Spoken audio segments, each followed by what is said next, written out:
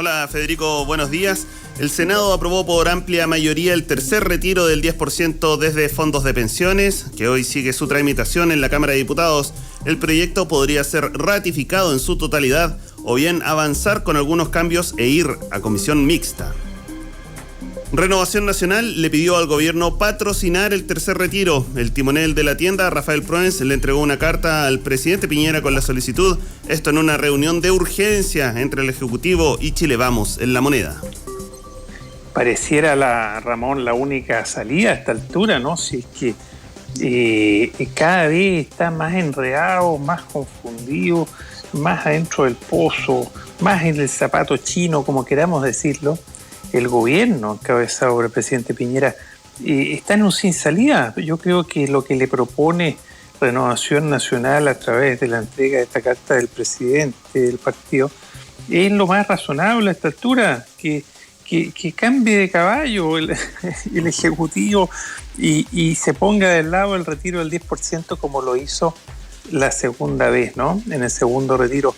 No porque esté de acuerdo, sino porque ya es una realidad más grande que una catedral, inevitable. Es decir, como hablábamos ayer, cualquier cosa que pase en el Tribunal Constitucional pierde el gobierno. Es decir, sea que le vaya bien y que rechacen la posibilidad del 10%, sería una tremenda tendalá.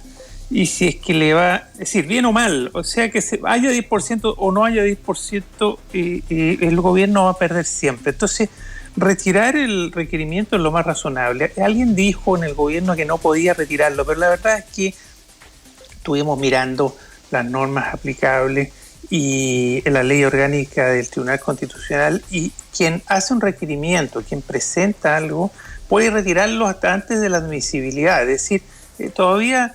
si no me equivoco, está fijada la admisibilidad para el 27, el día en que se va a pronunciar al Tribunal Constitucional si acepta o no este requerimiento.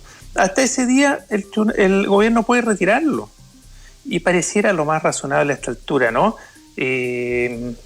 Porque está jugando solo, la oposición está en el suelo, pero se hace autogoles a cada rato, y este es un tremendo autogol, lo venimos anunciando hace días, ¿o no, Ramón? Así es, y bueno, y esto considerando también los problemas que varios denunciaron, principalmente en redes sociales, o también uno puede verlo en conversaciones con familiares o seres o personas cercanas, con los problemas con el bono clase media, que por algunos pesos no clasifican. Entonces está este asunto del IFE, no clasifican, que hay un buen sector de la población que se siente demasiado rico para recibir los recursos, o bien demasiado pobre, es una ironía, y que este 10% les viene bastante bien. Entonces, además que se está reactivando varias manifestaciones, está el asunto de los portuarios que están en situación de alerta. Es bien complicado insistir en esta perspectiva de mantener el recurso ante el Tribunal Constitucional por el 10%. Claro, porque a esta altura, si todos sabemos que es una mala política pública comerse los ahorros para la jubilación, comérselas con anticipación, pero la gente lo necesita y todo indica a esta altura es que es complementario. Es decir, no sé, mira, está instalado ya que el 10% es complementario a las entregas del bono y del IFE que está haciendo el gobierno. Sí, a esta altura está instalado que es complementario, no son excluyentes, y eso es una realidad política más grande que una catedral, y el gobierno no la entiende, no lo acepta, no entrega la oreja, y no sé hasta qué nivel quiera llegar a tensionar el ambiente, si está tensionando muchísimo el ambiente innecesariamente. Una falta de expertise, de experiencia. ¿Dónde están los políticos con más capacidad en la derecha? Pareciera que están todos callados. ¿Dónde está Hernán Larraín, un periodista, un político viejo de la UDI, callado? Pareciera esto que están gobernando, oye, los juniors, ¿no? A los puros jóvenes que les falta experiencia. Bien particular lo que está pasando y preocupante. Calle, les dicen otros. Pero bueno. Calle le llaman a algunos, les falta calle, claro. Okay. Bueno, en otra temática se concretó la presentación de senadores contra María Luisa Abraham ante el Tribunal Constitucional. Son 13 parlamentarios que buscan inhabilitar a la presidenta del organismo en definición por el tercer 10%. La solicitud se basa en que la ministra no sería imparcial. Bueno, evidentemente no es imparcial, no es independiente ni imparcial, porque le debe el cargo al presidente Piñera a fines de su primer gobierno, ¿no? Y fue su jefa de asesora durante todo ese primer gobierno. Entonces, ahí en el segundo piso, trabajando codo a codo, ha sido su asesora personal durante toda o gran parte de su carrera política. Entonces, ¿qué independencia, qué imparcialidad puede tener respecto a un requerimiento que le haga el presidente Piñera? Es decir, esa solicitud para inhabilitarla es lo más razonable que hay. No sé cómo le vaya, pero es lo más razonable que hay, ¿no? Si ella debiera de motu propio, sin que nadie se lo pida, inhabilitarse. Esa es mi opinión, por lo menos. Bueno, y además que está la bolsa de gatos dentro del Tribunal Constitucional, que ese es otro tema que va en paralelo. Exacto. Bancada de diputados de la Democracia Cristiana también se abre a estudiar una acusación constitucional contra el presidente Sebastián Piñera. Posibilidad ha ido tomando fuerza en la oposición. Qué complicado eso, Ramón. Algo que no tenía mucha perspectiva ayer o antes de ayer, ya ayer tuvo más, hoy día seguramente va a tener más y cada vez va sumando parlamentarios que estarían disponibles para acusar constitucionalmente al presidente, y todo esto por mal manejo político. Si esto es como, es como un equipo jugando solo y metiéndose autogoles, el gobierno. Una acusación constitucional a esta altura, faltando poco para terminar el gobierno, viniendo un proceso constituyente en pocos días más, donde Chile se tiene que reconversar y reinventar. Imagínate imagínate que le fuera bien a la acusación constitucional y que pasáramos un régimen de excepción con el presidente suspendido. No sé, es decir, independiente de lo mal que lo ha hecho el presidente, que ya lo ha hecho mal en copa larga, yo creo que no hay dos opiniones. Yo creo que cuando se estudie la historia de Chile en este periodo, efectivamente va a ser el peor presidente de la historia, o por lo menos de la historia reciente, post dictadura. Pero de ahí a que a pocos meses de terminar el gobierno, sacarlo por algún motivo que políticamente ya nadie lo soporta, complicado, muy complicado. Claro, y como bien dices tú, en solo 2 días esto ha ido tomando mucha más fuerza. Recordemos que al principio el Partido Socialista decía que no estaban totalmente convencidos y ya lo están analizando, lo mismo en la Democracia Cristiana, y probablemente hay otras fuerzas dentro de la oposición que de inmediato se van a subir. El PPD ya se está alineando con la acusación constitucional, al comienzo tampoco. Entonces, estamos en un momento difícil, hay que estar con la lupa puesta, con el foco puesto. Claro. Bueno, y en otro ámbito, el Frente Amplio obtuvo las firmas necesarias para interpelar al ministro de Defensa, Waldo Procurica, esto tras la polémica por queja de las Fuerzas Armadas y el gobierno por una parodia televisiva al ejército. Bueno, es lo menos que puede hacer el ministro Procurica, dar explicaciones, ojalá sean razonables, porque no puede convertirse el ministro de Defensa, quien tiene que ser el jefe del mundo militar, de las Fuerzas Armadas, y ser el conducto regular de las Fuerzas Armadas. No puede convertirse en un cheerleader de las Fuerzas Armadas, un hincha, una barra brava de las Fuerzas Armadas. Tiene que cumplir con su rol. Es decir, cuando las Fuerzas Armadas se equivocan y sacan comentarios públicos, comunicados, opinando en cosas que no están en el ámbito de sus atribuciones, cuestión que no debieran hacer. Si quieren opinar, tienen que hacerlo por el conducto regular. Nunca pueden deliberar. Pero ya, si quieren opinar, que lo hagan por el conducto regular, pero fíjate que si le saltan al conducto regular, sacan comunicados a la opinión pública, a las otras Fuerzas Armadas las respaldan, y el ministro de atrasito respaldándolo. Mal, ¿por cierto? A lo menos que mantenga el decoro. Ahora tiene que ir a dar explicaciones, ojalá dé explicaciones razonables, no se me ocurren cuáles, claro. No, tiene ahí una valla por superar el ministro Procurica. Bueno, les recordamos a nuestros auditores que pueden visitar el sitio en internet www.elmostrador.cl para estar al tanto de todas estas y otras noticias, y pueden también seguirnos en radiolaclave.cl, en redes sociales de nuestra emisora @radiolaclave, y también en el Facebook. Federico. Muchas gracias, Ramón Pozo. Nos vemos. Ahora vamos a conversar sobre temas de género. Vamos a irnos a temas tratados por la sección Braga del Mostrador, la sección dedicada a los temas de género en el Mostrador. Conversaremos con María José Quesada, su editora. ¿Cómo estás, María José? Hola, Federico, mucho gusto, muy bien, ¿y tú? Muy bien, gracias, Jo. y con Natalia Espinosa, periodista de la sección Braga del Mostrador. Natalia, muy buenos días.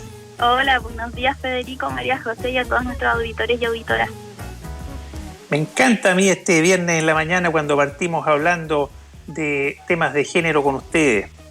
Dentro de las notas destacadas en Braga del Mostrador está la revisión a nuestro Código Civil. De hecho, hay un grupo de expertas que están revisándolo en busca de actualizarlo con enfoque de género.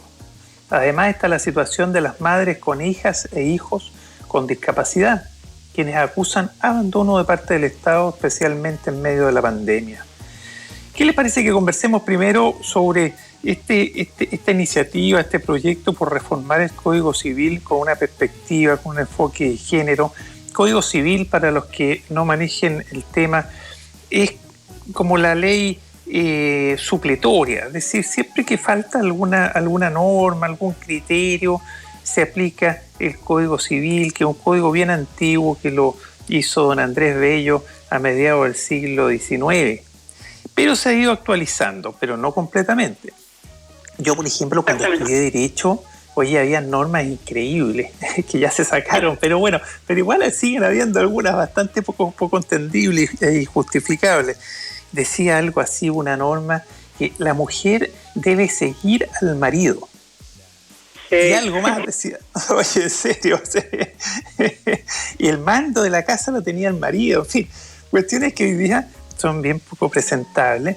Y claro, a pesar de que ya se ha reformado varias veces, pareciera que, por lo menos al entender de muchas mujeres especialistas en temas de género, dice que todavía sigue siendo un código machista. Hablemos un poquito de eso, ¿ya? ¿Qué aspectos cotidianos marca el Código Civil?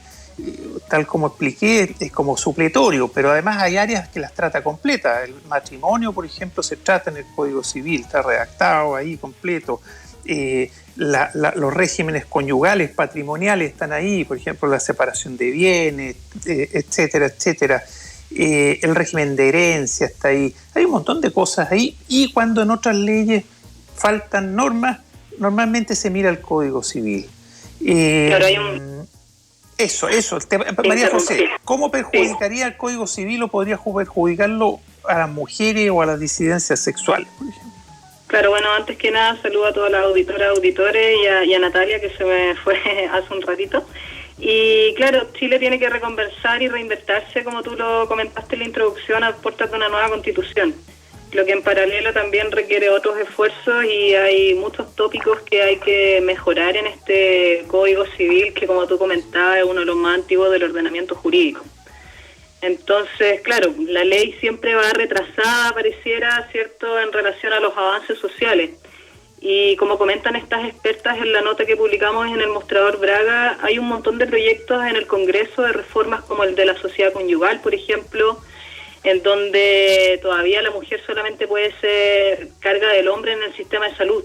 Y esto tiene que ver con la visión de la mujer como sujeta de protección y el hombre como el proveedor, ¿cierto? Como con esta idea de familia nuclear, donde está el padre como el macho proveedor en el fondo. Entonces, cosa que atenta ante la igualdad, ante la ley, y es una legislación que se basa en estereotipos de género que gracias a esta nueva reconversación sobre lo que queremos para Chile se puede volver a conversar, ¿cierto? Y a cambiar y a transformar como sociedad, porque ya en términos como culturales han habido cambios sustantivos e importantes, pero tenemos este Código Civil, ¿cierto?, que está basado en cosas añejas del siglo pasado. Antepasado, claro. Sí, exacto. Todavía se usa la expresión buen padre de familia en relación a la responsabilidad civil, y esto fija un estándar que es discriminatorio para la mujer, porque se tiene que buscar algo más neutral, ¿cierto? El mismo concepto de carga también, ¿cierto?, en vez de protección de la salud, etcétera. Hay un montón de cosas en torno, por ejemplo, también a la parentalidad y a la filiación. Problematizar de nuevo el concepto de familia, porque esto también afecta a las diversidades sexuales, a la comunidad LGBTI, porque para que se puedan incluir a las familias diversas con madres y padres del mismo sexo, ¿cierto?, dentro de la concepción de familia.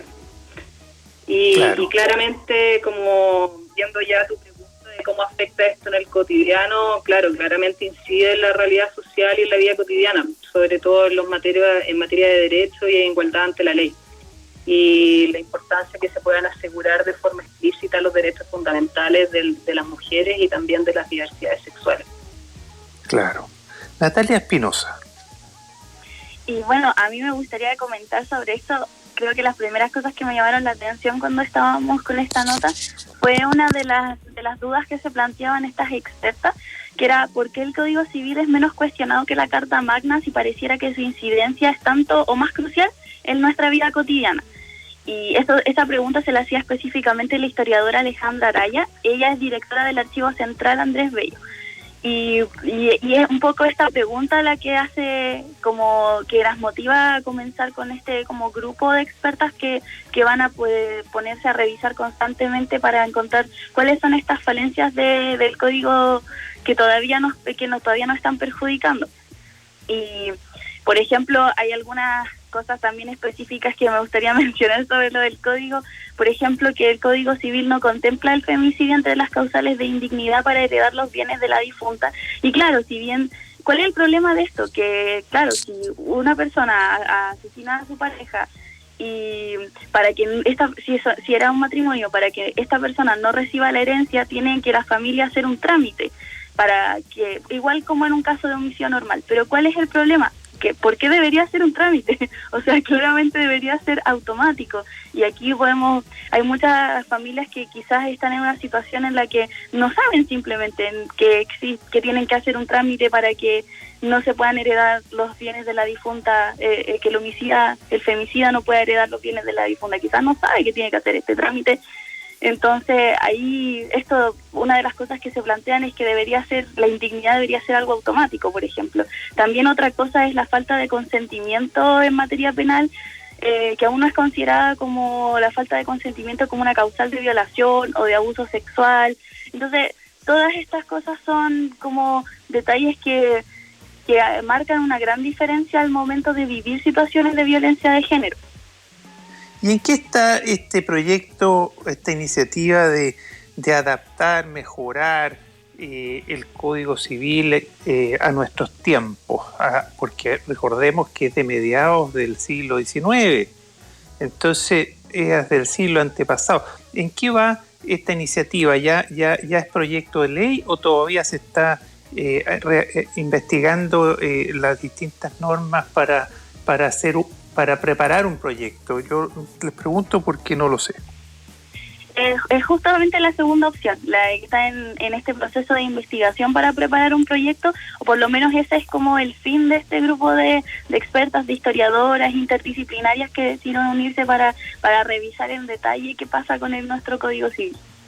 Claro, y hay distintas iniciativas, pero que están durmiendo ahí en las distintas comisiones. Y se trata de un documento. Hay iniciativas parciales para renovar, si no me equivoco, modificar normas por aquí, normas por allá, pero pareciera que no hay algo sistemático, y eso es lo que están tratando de hacer ahora, ¿no? Claro, se trata de hacer algo más sistemático. Se trata de un documento que va a ser entregado a los integrantes electos en la Convención Constituyente. Y después luego en el segundo semestre la idea es poder realizar un foro abierto a la comunidad donde van a debatir la relación entre las mujeres y el Código Civil. Perfecto. ¿Qué le parece que cambiemos un poquito de tema y nos vayamos brevemente a la situación de las madres con hijas e hijos con discapacidad que acusan abandono del Estado, especialmente en tiempos de pandemia? María José Quesada. Sí, bueno, la pandemia sin duda ha alterado la rutina de toda la ciudadanía, y una de las personas más afectadas con esto, como lo hemos comentado en diversas ocasiones, han sido las mujeres. Y en este caso quisimos trabajar en una de las aristas que tiene que ver con esto que comentaba, y es a las madres con hijas e hijos en situación de discapacidad. El hecho de poder adaptarse a esta nueva normalidad ha sido todo un desafío, y yo te diría que esta temática tiene que ver con la crisis de los cuidados actualmente y de cómo podemos avanzar en una corresponsabilidad social en donde los cuidados puedan ser parte también no solo de la justicia, porque esto es como algo que está súper naturalizado o normalizado desde la división sexual del trabajo, ¿no? Entonces, la idea es poder hacer una corresponsabilidad, es decir, que los hombres también puedan hacerse cargo de estas situaciones, y también el Estado. Y en este caso específico es un reportaje que hizo Javier Ojeda, que reúne distintos testimonios de madres con hijas e hijos con discapacidad intelectual.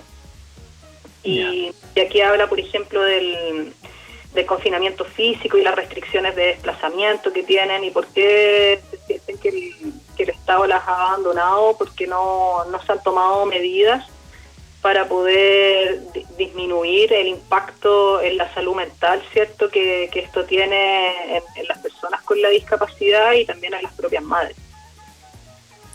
Natalia Espinosa, periodista de Braga, la sección Braga, sección de género del Mostrador. Sí, con este tema a mí me toca la fibra sensible también, porque siento que esta es una ya etapa de la pandemia en la que todo el mundo ya estaba más cansado, en el que de repente al principio de la pandemia, cuando hablábamos de empatía, por ejemplo, era un poquito más fácil, porque como estaban todos en proceso de adaptación, por ejemplo, al mundo del teletrabajo, o al que toda la vida se volviera online. Pero ahora pareciera que al pasar el tiempo de la pandemia, no solo la gente se ha ido insensibilizando respecto de lo grave, por ejemplo, que es contraer COVID, sino que también insensibilizado respecto de la realidad que viven, la persona que vive en la puerta al lado de nosotros, básicamente, nuestro vecino, nuestra vecina. ¿Y por qué digo esto? Porque uno de los testimonios que reunía la Javi en este reportaje contaba esta mujer que ya su hijo se ha estado poniendo más violento porque está en situación de discapacidad, está encerrado, no ha podido ir a sus terapias, y terapias de todo tipo, o sea, con el neurólogo, terapia ocupacional, todo este apoyo interdisciplinario que se necesitaba para mantener la estabilidad mental de su hijo, no es prioridad, entonces se quedó sin nada. Entonces, una de las cosas que ella contaba era que cuando le daban las crisis y pateaba y gritaba y golpeaba, ya los vecinos la estaban amenazando de que iban a llamar a carabineros y que le iban a denunciar. Y yo digo, chuta, o sea, si esta persona te está transparentando que aquí no hay una situación de abuso de menores, sino que oye, escucha, ¿sabes qué? Mi hijo tiene este trastorno y no está recibiendo la ayuda interdisciplinaria de expertos y expertas que estaba recibiendo antes, se cambió toda su rutina, de verdad estoy colapsada. En vez de buscar, no sé, una forma de apoyar y decir, oye, a ver si yo conozco a alguien que te pueda hacer aunque sea una consulta online, no sé, buscar soluciones en vez de aumentar problemas. Claro. Wow. ¿Qué le parece que cambiemos un poquito de tema? Hoy día en la sección Braga viene una entrevista a Corina Rodríguez, argentina especialista en economía feminista. Cuéntanos un poquito de esto, María José Quesada, por favor. Sí, bueno, entrevistamos a Corina Rodríguez, ella es argentina, economista feminista y también doctora en Ciencias Sociales en CONICET, y en el marco de un seminario que está organizando Juntas en Acción, que se llama Las Tramas del Cuidado de la Nueva Constitución, ella va a participar sobre el caso, va a contar un poco sobre el caso argentino, y lo que ella propone es una economía feminista. ¿Qué vendría a ser la economía feminista? Es que en el fondo se pone en el centro del análisis la sostenibilidad de la vida y construye propuestas para que la economía esté al servicio de la vida y no la vida de las personas al servicio de la economía, como es lo que sucede actualmente, ella comenta en esta entrevista. Y también pucha que suena razonable. Suena bastante razonable, y yo creo que, claro, es uno de los tópicos que hoy día hay que reconversar en esta situación de crisis en todos los aspectos, ¿no? Para poder cambiar de algún modo la forma que tenemos de habitar el planeta también. Y bueno, conversamos sobre el avance hacia la corresponsabilidad social, la propuesta de esta economía feminista, también hablamos del tema de la crisis de los cuidados, y el seminario está enmarcado en cómo incorporar estas políticas del cuidado en la nueva Constitución. Entonces conversamos también sobre eso, está bastante interesante. En el fondo, como ¿qué es lo que podemos hacer? Valorizar el trabajo de las mujeres, ¿cierto? Redistribuir de manera más justa y equilibrada entre mujeres y hombres, el hecho de poder apoyar y dar cobertura a las necesidades básicas del cuidado, y también con esto poder reducir la violencia económica en la que muchas veces se ve sumida a la mujer, que es una de las principales barreras también que perpetúan la violencia de género. Claro. Natalia Espinosa, periodista de Braga, y estamos en el Día Internacional del Libro. ¿Qué lecturas, aparte de la entrevista a Corina Rodríguez, especialista en economía feminista que acaba de mencionar María José Quesada, aparte de eso que está en el mostrador, en Braga, el mostrador, ¿qué otras lecturas podrías recomendar tú el día de hoy a gente que quiera leer sobre temáticas de género?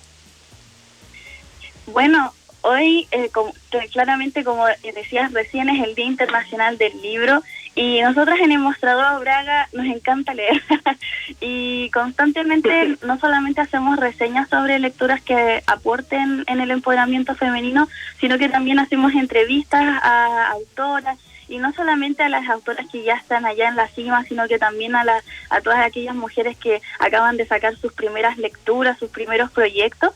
Al final, siempre sororidad. Entonces, en esta ocasión, a propósito del Día Internacional del Libro, hicimos un pequeño repaso por algunas de las lecturas que o hemos hecho reseña o hemos hecho la entrevista a la autora en el diario, así que si les interesa pueden ir a verla al mostrador.cl/Braga. Y ahí, bueno, una, por ejemplo, de los libros que nosotros recomendamos es uno de lectura juvenil, que es de Belén Soto. Ella es autora de Mujer Power, y su libro yo creo que plantea una propuesta súper interesante, porque no se trata de el típico libro de autoestima o de autoayuda que es como meramente informativo y reflexivo, sino que es un libro que te invita a emprender un viaje sororo para encontrar las verdades sobre sexo, relaciones de pareja, alimentación emocional, maternidad y estereotipos de género. Y aparte de eso es como una guía, tiene espacios para rayar, para que hagas dibujos, para que tomes apuntes. Entonces, un libro muy interactivo en sí mismo. Y ahí también en otras lecturas entretenidas está el libro que escribieron María José Castro y Valeria Luna, que ellas son del podcast Con la ayuda de mis amigas, y el libro se llama La guía para la vida de las amigas.